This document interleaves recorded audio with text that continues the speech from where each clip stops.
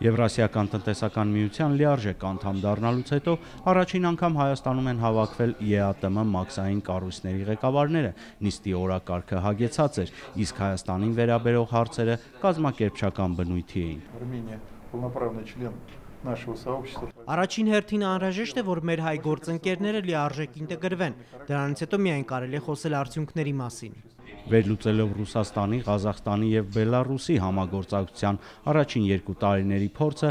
Անդրեյ Բելյանինովը վստահեցնում է, առևտրաշրջանառությունը կտրուկ ավելացել է։ Հայաստանի մոտ եռամսյա անդամակցությանն անդրադառնալով ԵԱՏՄ մաքսային ծառայությունների միացյալ կոլեգիայի ղեկավարը արդյունքների մասին խոսելը դեռ վաղ է համարում, սակայն վստահորեն պնդում է՝ 8 ամսից արդյունքներն ակնառու կլինեն։ Մաքսային միության անդամ երկրների մաքսային ծառայությունների միացյալ կոլեգիայի գործունեությունն ուղղված է այն փաստաթղթերի մշակմանն ու ընդունմանը, որոնք կբերեն մեր երկրի առևտրատնտեսական ներուժի առավելագույն օգտագործմանը, մաքսային գործընթացների ներդաշնակեցմանն ու դյուրացմանը, փոխհամաձայնեցված միջոցառումների կիրառմանը, ներքին շուկաները ստվերային ու կեղծված ապրանքներից պաշտպանելու նպատակով։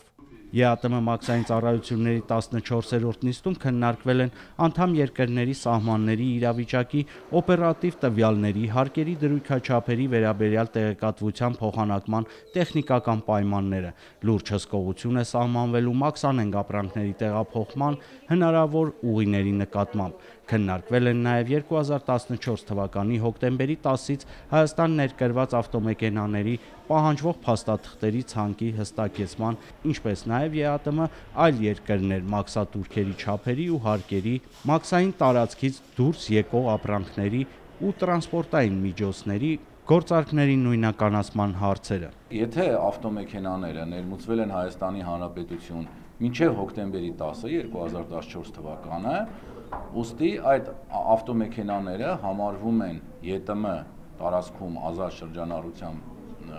ավելի ճիշտ համարվում են ԵՏՄ ապրանքներ, եւ այս պարագայում որևէ լրացուցիչ փաստաթուղթ կամ վճարման պարտավորություն Հայաստանի քաղաքացին չի ունենում, եթե այդ ավտոմեքենայով